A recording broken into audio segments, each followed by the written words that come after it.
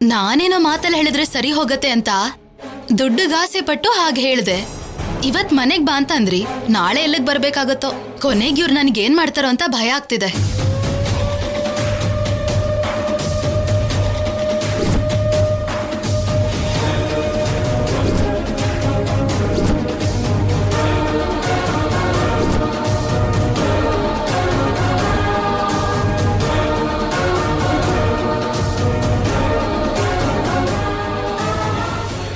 ನಿಮ್ಗೇನೂ ಆಗಲ್ಲ. ಒಂದ್ಸಲ ಸಿದ್ದುನ್ ಕರೆದು ಮಾತಾಡ್ಬೇಕು ಅಂತ ಸಿದ್ದು ಕೂಡ ಇದೆ, ಔಷಧಿ ಕೊಡಿ. ಅವನಿಗೂ ಸೇಮ್ ಪ್ರಾಬ್ಲಮ್. ಓಕೆ.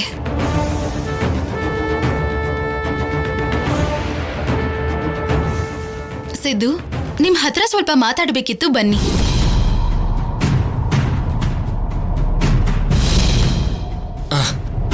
ಈಗ ಇವನ್ ಯಾಕೆ?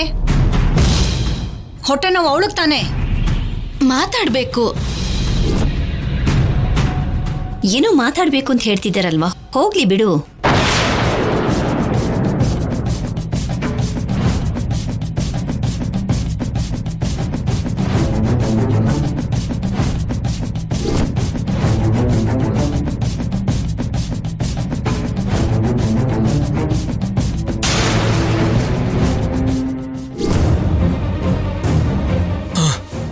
ಮೊದಲು ಇಂಜೆಕ್ಷನ್ ಕೊಡಿ ಡಾಕ್ಟರ್. ಓಕೆ.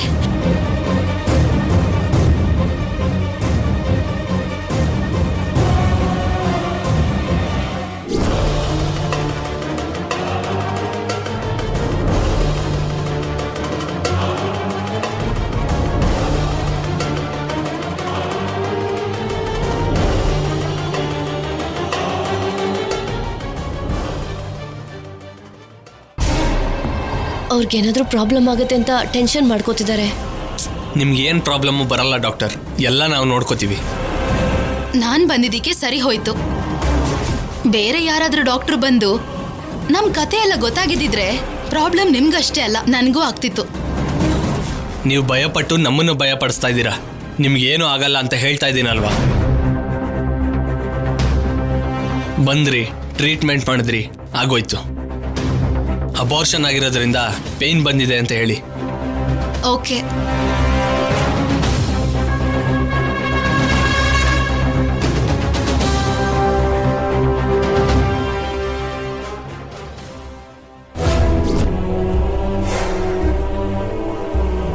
ಈ ಮೆಡಿಸಿನ್ಸ್ ತಗೊಂಡ್ ಬನ್ನಿ.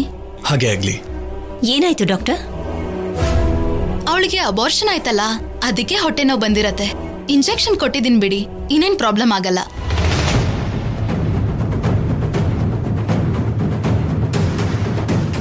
ಹೌದಾ ಡಾಕ್ಟರ್? ಇನ್ನೇನು ಪ್ರಾಬ್ಲಮ್ ಇಲ್ಲ ಅಲ್ವಾ? ಸರಿ, ಹೋಗ್ ಬನ್ನಿ. ಓಕೆ.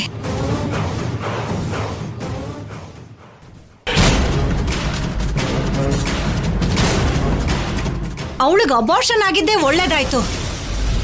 ಇಲ್ಲ ಅಂದಿದ್ರೆ ಮಗುನ್ ಹೆತ್ತು ಮಗುನು ಮನೆ ಕರ್ಕೊಂಡ್ ಬಂದು ಅನ್ನಪ್ರಾಶನ, ನಾಮಕರಣ, ಅದು ಇದು ಅಂತ ಎಲ್ಲ ಮಾಡ್ಬಿಡ್ತಿದ್ರೇನೋ. ನೀವ್ ಬದ್ಲಾಗಲ್ಲ.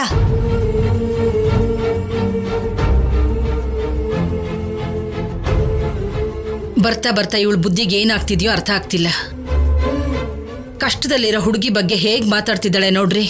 ಅವಳ ಬಗ್ಗೆ ಗೊತ್ತಿರೋದೇ ಅಲ್ವಾ ಪಾರ್ವತಿ. ಅಮ್ಮ ಕಲ್ಯಾಣಿ, ಏನಾಯ್ತು ಏನು ಅಂತ ಒಂದ್ಸಲ ಮಾತಾಡ್ಕೊಂಡ್ ಬಾ ಹೋಗು. ನಾನು ಮಾತಾಡ್ತೀನಿ, ನೀವು ಹೋಗಿ.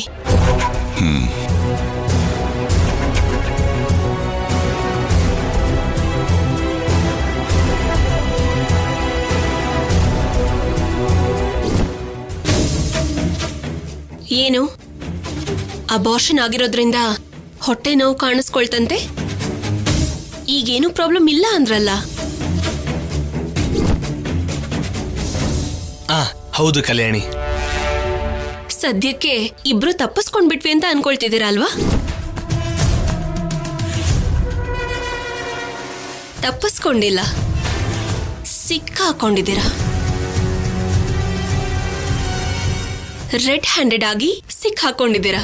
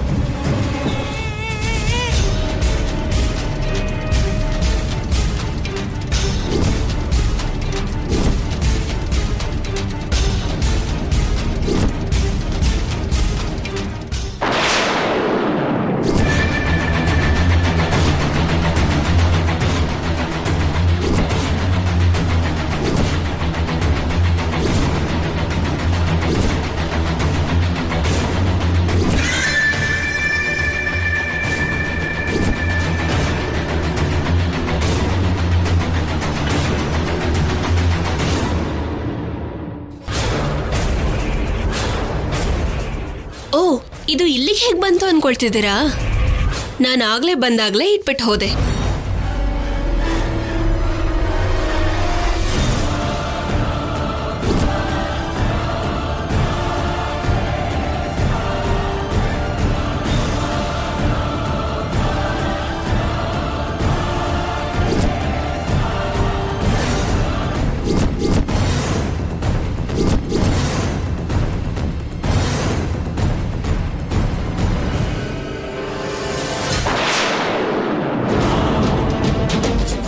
ಮೊದಲು ಇಂಜೆಕ್ಷನ್ ಕೊಡಿ ಡಾಕ್ಟರ್. ಓಕೆ.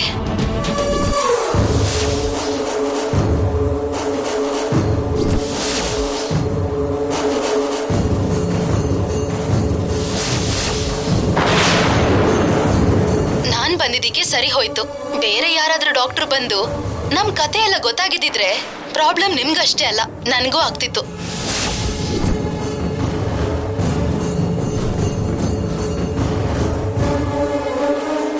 ಬಂದ್ರಿ, ಟ್ರೀಟ್ಮೆಂಟ್ ಮಾಡಿದ್ರಿ, ಆಗೋಯ್ತು. ಅಬಾರ್ಷನ್ ಆಗಿರೋದ್ರಿಂದ ಪೇನ್ ಬಂದಿದೆ ಅಂತ ಹೇಳಿ. ವಿಡಿಯೋ ಚೆನ್ನಾಗಿದೆ ಅಲ್ವಾ? ನಿಮ್ ಪರ್ಫಾರ್ಮೆನ್ಸ್ ಕೂಡ ಚೆನ್ನಾಗಿದೆ.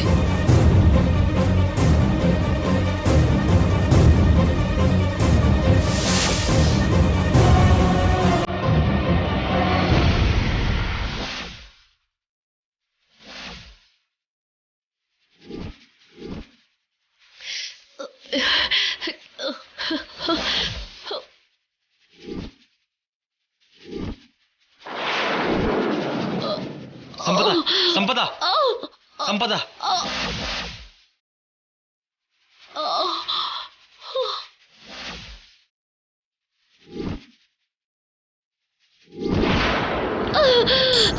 ಡಾಕ್ಟರ್, ಕಲ್ಯಾಣ್ ಡಾಕ್ಟರ್ಗೆ ಫೋನ್ ಮಾಡ್ಬೇಕು. ಇಲ್ಲಿ ಫೋನ್ ಕೊಡು. ಹೇ ಸಿದ್ದು, ಹೇ ಸಿದ್ದು,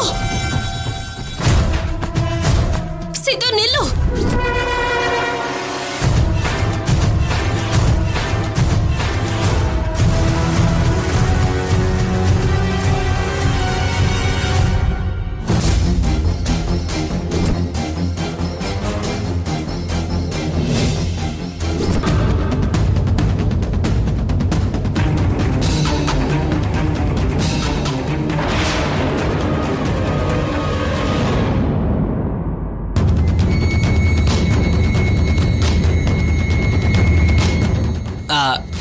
ನಿಂಬೆ ನೀರು ಕೊಟ್ರೆ ಸರಿ ಹೋಗುತ್ತಾ? ಓಕೆ ಡಾಕ್ಟರ್, ನಾನು ಕೊಡ್ತೀನಿ. Thank you doctor.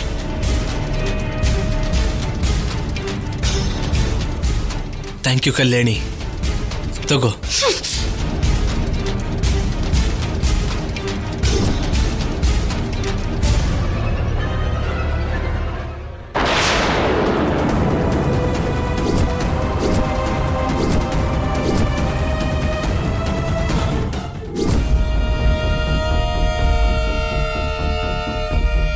Vinayaka ಚೌತಿಲಿ bomb ಯಾರಿಟ್ರು ಅಂತ ಗೊತ್ತಿಲ್ಲ. ನಮ್ ದೃಷ್ಟಿಲ್ ಮಾತ್ರ ಸಿದ್ದು ಕಂದನ್ನ ಕಾಪಾಡ್ದ. ಇಷ್ಟನ್ನೇ ನೋಡಿ ಅವರು ಬದಲಾಗಿದ್ದಾರೆ ಅಂತ ನಾವು ನಂಬಿದ್ವಿ. ಸೀಮಂತಕ್ಕೆ ಯಾಕೆ ಕರೆದ್ರು ಅಂತ ಗೊತ್ತಿಲ್ಲ, ಆದ್ರೆ ಅವ್ರು ಬದಲಾಗಿದ್ದಾರೆ ಅಂತ ನಾವು ಹೋಗ್ಬೇಕು ಅನ್ಕೊಂಡ್ವಿ, ಹೋದ್ವಿ. ಇದೆಲ್ಲವುದು ಅಚಾನಕ್ ಆಗಿ ಆಗಿದೆ ಅಂತ ಅನ್ಸಿದ್ರು ಕೂಡ ಅನ್ಕೊಂಡಿದ್ದನ್ನೇ ಮಾಡಿದ್ದಾರೆ ಅಂತ ನನ್ಗನ್ನಿಸ್ತಾ ಇದೆ.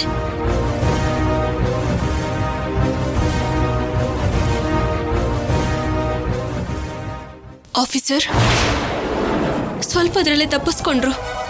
ಅವರು ತಪ್ಪು ಮಾಡಿರೋ ಆಧಾರ ಇದ್ರೆ ಸಾಕು ಅಂತ ಅಮ್ಮ ಹೇಳಿದ್ದಕ್ಕೆ ಆಧಾರನ ಹೇಗೋ ಪಡ್ಕೊಂಡೆ. ಎಲ್ಲಿ ಅದು? ಹೋಯ್ತು ಅಂತ ಹೇಳಿದ್ರೆ ಈಗ ನಾನು ಮತ್ತೆ ಸುಳ್ಳು ಹೇಳ್ತಿದ್ದೀನಿ ಅಂತ ಆಗುತ್ತೆ. ಆಫೀಸರ್, ನಾನು ಎಷ್ಟು ಕಷ್ಟಪಟ್ಟು ಪ್ಲಾನ್ ಮಾಡಿದ್ರು ಅವರು ಸಿಕ್ಕಾಕೊಳ್ದೆ ತಪ್ಪಿಸ್ಕೊಂಡ್ಬಿಟ್ರು.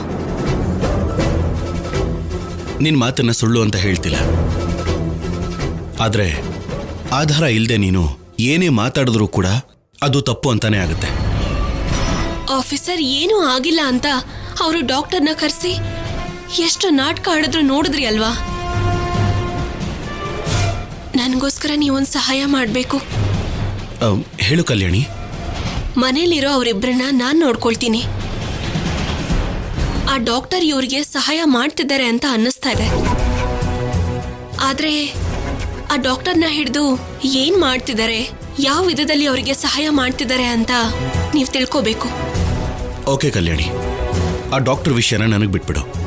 ಇಷ್ಟು ದಿನ ಆದ್ಮೇಲೆ ಇಷ್ಟೆಲ್ಲ ನಾಟಕ ಆಡಿ ನಮ್ಗೆ ಹತ್ರ ಆಗೋಕೆ ನೋಡ್ತಿದ್ದಾರೆ ಅಂದ್ರೆ ಅದಕ್ಕೇನೋ ದೊಡ್ಡ ಕಾರಣನೇ ಇದ್ದೇ ಇರುತ್ತೆ ಅನ್ನಿಸ್ತಾ ಇದೆ. ಆ ಡಾಕ್ಟರ್ ಯಾರು, ಅವ್ರ ಹಿಂದೆ ಯಾರಿದ್ದಾರೆ ಅಂತ ಸಂಪದ ಅವರು ಇಷ್ಟೆಲ್ಲ ನಾಟಕ ಆಡೋದಕ್ಕೆ ಕಾರಣ ಏನು ಅಂತ ನೀವು ತಿಳ್ಕೋಬೇಕು. ನೀನು ಇಷ್ಟೆಲ್ಲ ಹೇಳ್ತಿದ್ಯಾ ಅಂದಮೇಲೆ ನಾನು ಅದನ್ನು ಅಷ್ಟು ಈಸಿಯಾಗಿ ಹೇಗೆ ತಗೋತೀನಿ ಹೇಳು? ಮಾಡಿರೋ ತಪ್ಪನ್ನ ತಿಳ್ಕೊಂಡು ಒಳ್ಳೆಯವಳಾಗಿ ಬದಲಾಗ್ತೀಯ ಅಂದರೆ ಸರಿ ಅಂತ ಒಪ್ಕೊಂಡೆ. ಇಲ್ಲ ಅದೆಲ್ಲ ಸುಳ್ಳು, ಮತ್ತೆ ಈ ಸಲ ಬೇರೆ ಏನೋ ಪ್ಲಾನ್ ಇಟ್ಕೊಂಡು ಬಂದಿದ್ದಾರೆ ಅಂತ ಗೊತ್ತಾದ್ರೆ ಈ ಸಲ ಅವರು ಜೀವಂತವಾಗಿರಲ್ಲ. ಅವ್ರು ಬಂದಿರೋದು ಯಾವ ಉದ್ದೇಶಕ್ಕೆ ಅಂತ ನಿಮ್ಗೆ ನಾನ್ ಹೇಳೋದು ಬೇಕಾಗಿಲ್ಲ ಆಫೀಸರ್. ಆ ಡಾಕ್ಟರ್ನ ಹಿಡಿದ್ರೆ ಅವರೇ ನಿಜ ಹೇಳ್ತಾರೆ.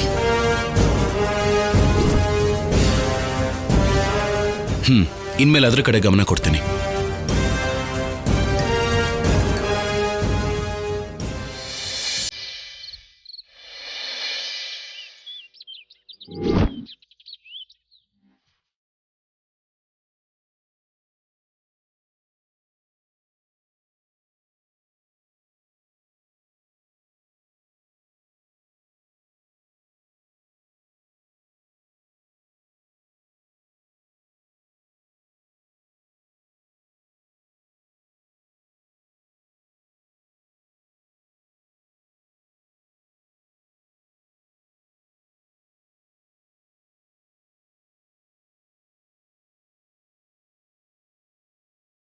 ಸ್ಯಾಮ್, ಇವಾಗ ಹೇಗಿದ್ಯಾ?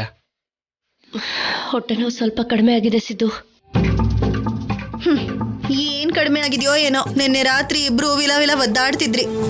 ಏನೂ ಆಗಿಲ್ಲ ಬಿಡೆ, ಇದೊಂದು ಚಿಕ್ಕ ಪ್ರಾಬ್ಲಮ್ಮು. ಚಿಕ್ಕ ಪ್ರಾಬ್ಲಮ್ ರೀ ಇದು? ಚಿಕ್ಕ ಪ್ರಾಬ್ಲಮ್ಮಾ? ಏನು ರೋಗ ಇಲ್ದೇ ಇರೋ ಸಿದ್ದುನೇ ಒದ್ದಾಡ್ ಹೋದ. 4 ದಿವಸದ ಹಿಂದೆ ಸಾವನ್ ನೋಡ್ಕೊಂಡ್ ಬಂದಿರೋ ಸಂಪದಾನ ಸಾಯ್ಸಕ್ ನೋಡಿದ್ರು.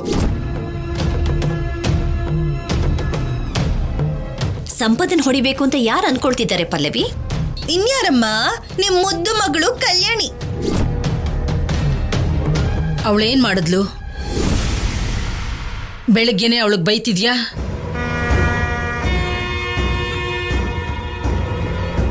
ಅಳ್ದೆ ಇನ್ನೇನ್ ಮಾಡು ಅಂತೀರತ್ತೆ? ಮಗುನು ಚಿಪ್ಟಿ ಹಾಡು ಹೇಳ್ತಿದ್ದಾರೆ.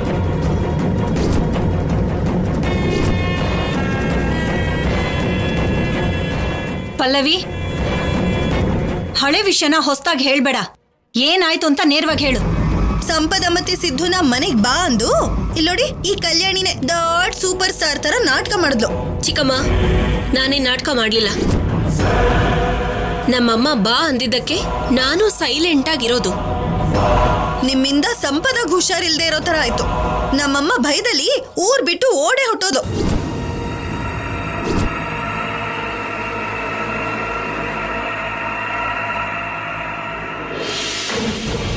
ದಾರಿ ದಿಕ್ಕು ಇಲ್ದೆ ಈ ಮನೆಗ್ ಬಂದ್ರೆ ನಿಮ್ಮಮ್ಮ, ಈ ಅನುಪಮಮ್ಮ ನನ್ ಮಗಳಿದ್ದ ಹಾಗೆ ಅಂತ ಅವ್ರಾಗವ್ರೆ ಮನೆ ಕರೆದ್ರು. ನಿಮ್ ಅಜ್ಜಿ ಕೂಡ ಅವ್ರು ಮಾಡಿರೋದನ್ನೆಲ್ಲ ಕ್ಷಮಿಸಿ ಈ ಮನೆ ಒಳಗ್ ಬಿಟ್ರು. ಆದ್ರೆ ನೀನೇನ್ ಮಾಡ್ದೆ? ಅವ್ರನ್ನ ಸಾಯಿಸ್ಬೇಕು ಅಂತ ನೋಡ್ದೆ.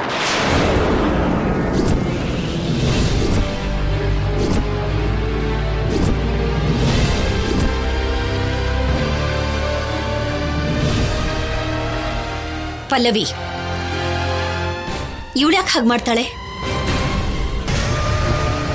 ನೋಡು. ನನ್ನ ಮಗಳು ಪ್ರಾಣ ಕೊಡೋಳೆ ಹೊರತು ಪ್ರಾಣ ತೆಗೆಯೋಳಲ್ಲ. ಆ ಅಮ್ಮ ಪ್ರಾಣ ಕೊಟ್ಟ ಹಾಗೆ. ಅಷ್ಟು ಒಳ್ಳೆವಳೆ ಆಗಿದ್ರೆ ಇವಾಗ ಇವ್ರನ್ನ ಈ ಸ್ಥಿತಿಗೆ ತರ್ತಿರ್ಲಿಲ್ಲ ಅವಳು.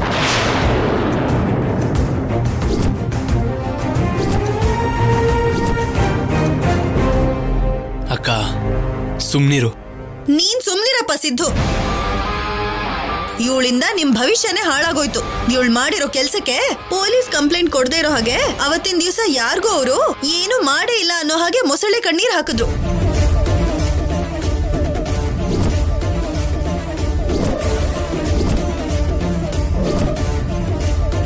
ಅಷ್ಟೇ. ಮತ್ತೆ ಎಲ್ಲ ಅದೇ. ಇವ್ರಿಗೆ ಹಳಸಿದ ಊಟ ಬಡಿಸಿ ಫುಡ್ ಪಾಯ್ಸನ್ ಆಗಿ ಹೋಗ್ಬಿಟ್ರು ಅಂತ ನಂಬಿಸ್ಬೇಕು ಅನ್ಕೊಂಡಿರ್ತಾಳೆ. ಪಲ್ಲವಿ, ಬುದ್ಧಿ ಇದ್ದೇ ಮಾತಾಡ್ತಿದ್ಯಾ? ಬುದ್ಧಿ ಹೇಗಿರುತ್ತೆ ಮಾವನವ್ರೆ? ನಿಮ್ ಮನೆಯವರೆಲ್ಲ ನನ್ನ ತಮ್ಮನ ಲೈಫ್ ಹಾಳು ಮಾಡಿ ಈಗ ನೋಡಿದ್ರೆ ಈ ಸಂಪದ ಗತಿ ಇಲ್ದೇ ಇರೋರ್ ತರ ಮಾಡಿದ್ರೆ ಬುದ್ಧಿ ಇನ್ ಹೇಗಿರುತ್ತೆ?